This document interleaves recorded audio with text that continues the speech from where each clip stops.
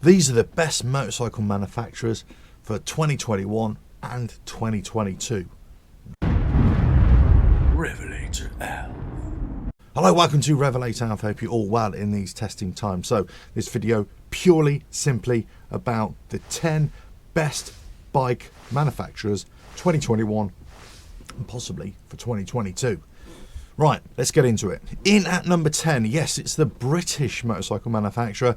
Out of Hinckley, it's Triumph. Now, the reason why they're in the top 10 is basically because of the range of motorcycles that they produce, but also the commonality of their engines to their models as well. So there's lots of flexibility, there's lots of commonality, and they got some great style and they got great performance as well. So for me, whilst I'm not a total fan of Triumph in themselves, but their bikes, their manufacturing of their bikes is really good. The quality is so much better than it ever used to be, and you know, they've got a great dealership network as well, not only here in Europe or in UK, but in other parts of the world as well. So for me, Triumph number 10. Go check out that range, really good bikes.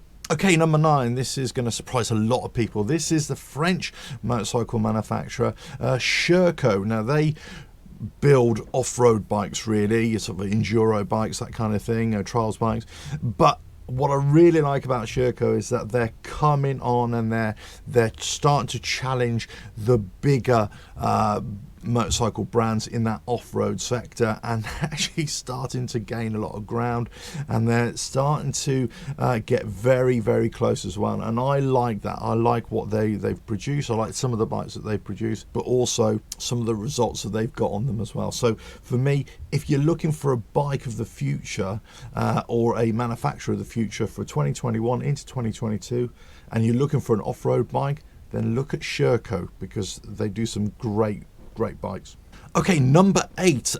This may not be a surprise to a lot of you who watch my channel, but I absolutely love Royal Enfield, the Indian motorcycle manufacturer, obviously originally British motorcycle manufacturer, but I think they're great. Their off-roady kind of mini adventure bike, the Himalayan, I think is a fantastic bike, but those new models that they've released with improving engines based originally off the Bullet and the Bullet engine as well, the 350, then the 500 as well, you know, so lots of great parts, lots of great models that they're producing now, and very, very cheap as well. Now, some might say, okay, they're really cheap, but that shows in the quality of their builds.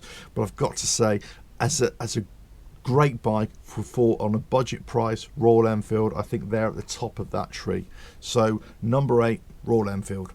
Okay, number 7, Fantic, for me, are a great example of a small off-road motorcycle producer that are really starting to gain ground in that off-road sector. But it's not only that, it's not only what they're producing for the trials or the enduro world or the motocross world, let's say, it's actually those kind of street scramblers that they've produced as well. The Caballero Fantics, I really love those bikes. So, you know, have a look at those. They're brilliant.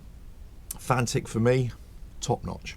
Okay, number 6, it's one of the big Japanese 4, and it's Suzuki. And I think they've produced some great bikes over the years, the GSXRs as well. They've produced one of my favourite bikes of all time, the GSX 1100 Katana, back in the early 80s as well. Some of my first road bikes were Suzuki's as well. So I've got a lot of history with the Suzuki brand, but I just think that they are, whilst they're not producing lots of variety right now, and they're certainly not producing a lot in the off-road world, but they still have a great stable of bikes. So, you know, Suzuki, for me, still in the top 10, and they are looking at producing some interesting developments for 2022, and I'll feature those in another video later on. But so there's going to be a few surprises for 2022. Watch out for Suzuki, they're on the way back. Okay, number 5, yeah, got to get the Italians in there, and for me there's only one Italian motorcycle manufacturer, and this will surprise, I'm sure, a lot of you, because one I don't really care for and the other one I absolutely love. And the one I don't care for is Ducati. I've never really been a Ducati fan. I think there's lots of flaws and there's overpricing, but a quality product nonetheless.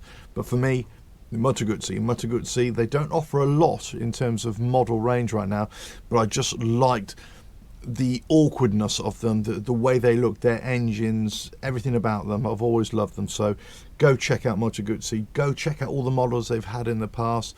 There's a great fan base out there as well. So MOTO GUZZI for me, number 5. Okay, so I think if you're looking at overall on-road, off-road sort of capability, I think there's only one manufacturer that really sits at the top of the tree in most cases, and it's got to be, yeah, the Austrians, who are now under Indian ownership as well.